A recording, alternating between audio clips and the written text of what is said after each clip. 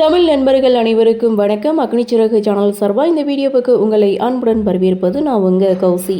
கௌதம் மதுமிதா சீரியலுடைய நாளைய எபிசோடுக்கான ரிவ்யூ என்ன அப்படின்றத பார்க்கலாம். அதுக்கு முன்னாடி இது வரைக்கும் நம்ம சேனலை நீங்கள் சப்ஸ்கிரைப் பண்ணலைன்னா பண்ணிக்கிறீங்க. கூடவே இருக்க பெல் ஐக்கானையும் கிளிக் பண்ணி அதில் ஆல் அப்படின்ற ஆப்ஷனையும் கிளிக் பண்ணிக்கிறீங்க. அப்போ தான் நான் போடக்கூடிய வீடியோ உங்களுக்கு உடனுக்குடன் நோட்டிஃபிகேஷனாக வரும். சரி வாங்க எபிசோடில் என்ன நடந்தது அப்படின்றத டீட்டெயிலாக பார்க்கலாம்.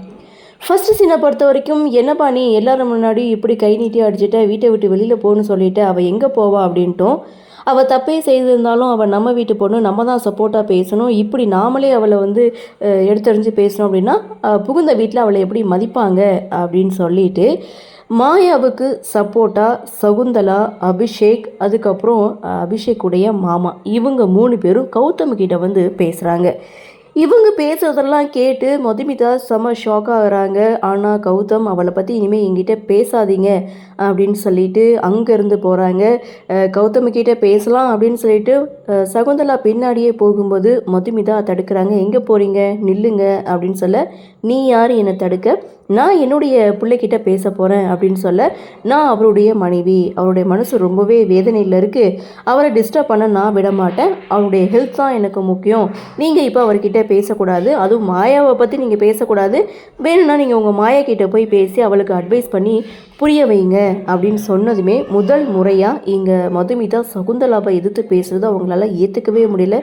என்னடா இது புள்ள பூச்சிக்கெல்லாம் கொடுக்க முளைச்சிருக்கே அப்படின்னு சொல்லிட்டு இங்கே அபிஷேக் ஒரு பக்கம் தனக்குத்தானே பேசிகிட்டு இருந்தாலும் இங்கே சகுந்தலா செம ஷாக் ஆகிறாங்க. இதை பார்த்த சந்தோஷம் அபர்ணாவும் சந்தோஷப்படுறாங்க.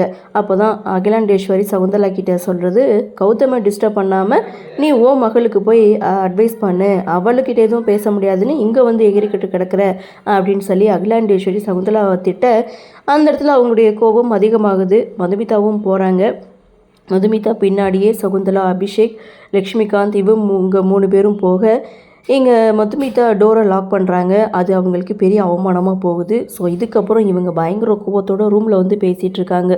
சாதாரண ஒரு மிடில் கிளாஸ் பொண்ணு இப்படி நம்மளை அவமானப்படுத்திட்டா அப்படின்னு சொல்லி இது நாள் வரைக்கும் அவளோட விஷயத்தில் நம்ம தலையிடலை, இனிமேல் அவளை சந்தோஷமாக இருக்க விடக்கூடாது, இதுக்கெல்லாம் காரணம் மாயா தான் அப்படின்ற மாதிரி இவங்க 3 பேரும் பயங்கர கோபத்தோடு பேசிகிட்டு இருக்காங்க. ஸோ இன்னொரு பக்கம் ஜீவாவுடைய அப்பா அம்மாவும் மாயா செய்த காரியத்தை நினச்சி ரொம்பவே வருத்தப்பட்டு அழுதுட்டு இருக்காங்க. ஸோ இப்போ எதுக்காக அவளை பற்றி பேசிக்கிட்டு வருத்தப்பட்டு இருக்கீங்க, அவள் தான் வேணான்னு சொல்லியாச்சு இல்லை, இனிமேல் அவளுக்கு இந்த வீட்டில் இடம் கிடையாது, அவங்க கூட சேர்ந்து வாழ மாட்டேன்னு வெட்டு 1 துண்டு 2ன்னு ஜீவா பேசிட்டாங்க.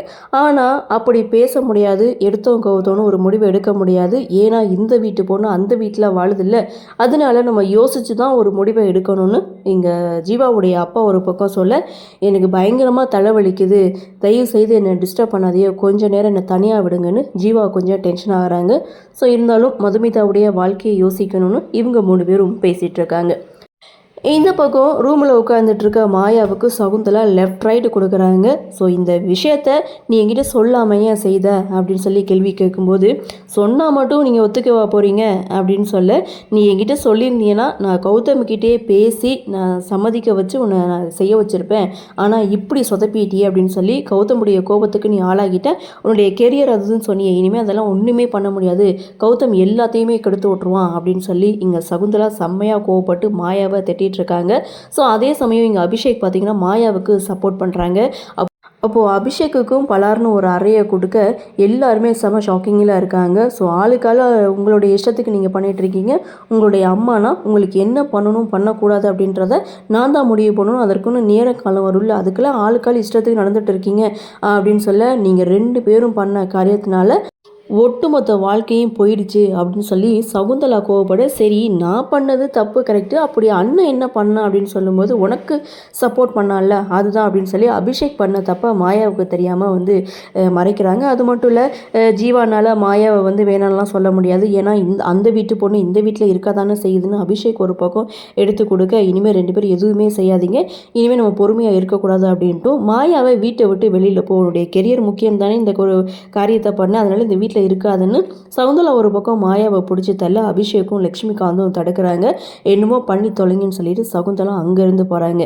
ஸோ இதுக்கப்புறம் பாட்டி மதுமிதா கிட்ட கௌதம் சாப்பிட்டானா அப்படின்னு சொல்லி கேட்குறாங்க. அவர் இன்னும் சாப்பிடல அப்படின்னு சொன்னதும் சரிவா நாம் 2 பேரும் போயிட்டு கௌதமை கூட்டிகிட்டு வரலாம் அப்படின்னு சொல்லிட்டு பாட்டியும் மதுமிதாவும் ரூமுக்கு வராங்க. கௌதம் ரொம்ப அப்செட்டாக உட்காந்துட்டு இருக்காங்க.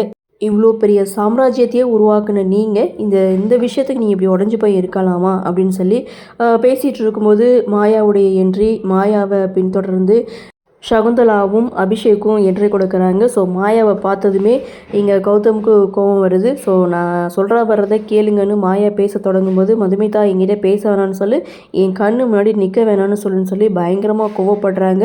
ஸோ அந்த இடத்துல கௌதம் பார்த்திங்கன்னா கொஞ்சம் பதட்டமாகறாங்க. அவருக்கு பிபி வந்து ஹை லெவலுக்கு போகுது. ஸோ அதனால் மாயாவை அங்கேருந்து அனுப்பி வைக்கிறாங்க.